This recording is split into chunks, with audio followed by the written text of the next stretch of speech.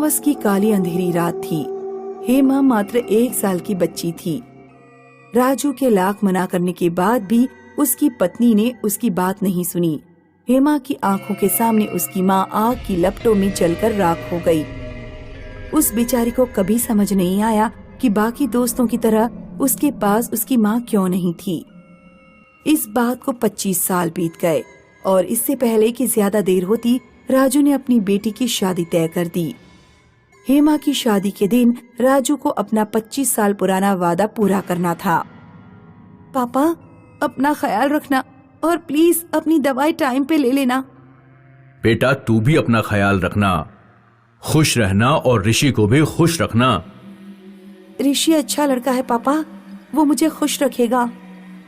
बेटा, मुझे नहीं पता तेरा शादीशुदा जीवन कैसा होने वाला है, पर मैं बस प्रार्थना करता हूँ कि मेरे जैसा बिल्कुल ना हो।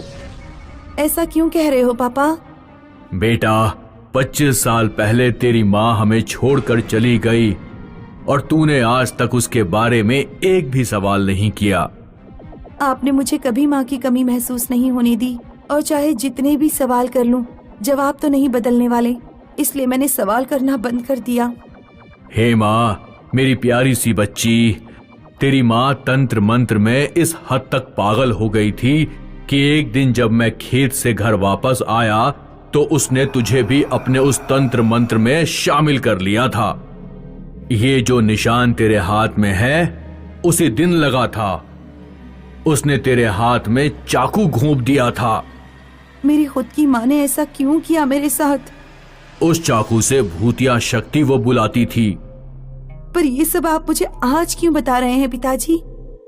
उस दिन मैंने तेरी माँ से पहली और आखिरी बार झगड़ा किया था। गुस्से में मेरा हाथ उठ गया और तेरी माँ आग में गिर गई। वो उसी आग में जलकर मर गई। पिताजी, आपने मेरी माँ को? मुझे माफ कर दे मेरी बच्ची, मुझे तेरे हाथ में वो चाकू देख के और कुछ नहीं सूझ रहा था। हेमा, तब तू 1 साल की थी, जोर जोर से रो रही थी, पर तेरी माँ ने एक बार भी तेरी तरफ मुड़ के नहीं देखा। मेरा ये दृश्य देखकर दिल दहल गया था। मैंने उस दिन सोच लिया था कि मैं तुझे उस औरत के साथ नहीं छोड़ सकता। हेमा, मुझे नहीं पता उस रात को उस चाकू में शैतान आया था या फिर तेरी माँ की आत्मा, पर जब भी मैंने इस चाकू को तुझसे दूर ले जाने की कोशिश की है, तेरे साथ कोई ना कोई हादसा हुआ है। पर पिताजी, आपने आज तक ये चाकू मुझे क्यों नहीं दिया? बेटा, एक कागज में तेरी माँ ने लिखा था कि ये चाकू तुझे तेरी शादी के दिन मिल जाना चाहिए। अगर तू इस चाकू के बिना अपने पति के घर निकल जाती है तो तेरे लिए बिल्कुल अच्छा नहीं होगा। मुझे नहीं पता इस बात में कितनी सच्चाई है और वो तेरी माँ किस वजह से ऐसा लिखकर चली गई, पर मैं नहीं चाहता कि मेरी वजह से तेरी जिंदगी में कुछ भी बुरा हो। इसीलिए तू ये चाकू अपने साथ ले जा मेरी बेटी। हेमा की शादी हो जाती है। शादी के नियमों में हेमा और उसके पति व्यस्त हो जाते हैं। बहुत महीनों के बाद हेमा को एक दिन अपने पिता की बात याद आती है। वो उस चाकू को अपने बैग से निकालती है। माँ ने ऐसा क्या किया है इस चाकू के ऊपर? क्या मुझे इसका इस्तेमाल करना चाहिए?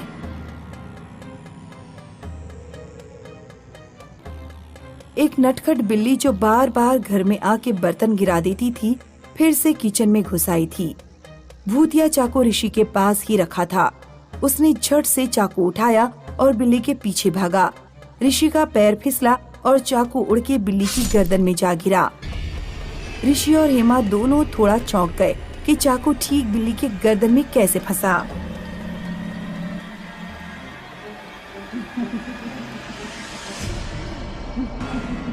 बेटा हेमा,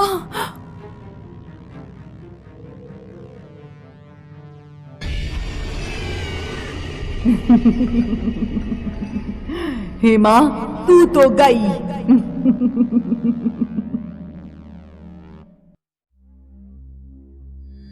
हेमा, तू मरेगी, तेरी माँ जिंदा रहेगी। हेमा, तेरी माँ आ गई। नहीं, तुम मेरी माँ नहीं हो।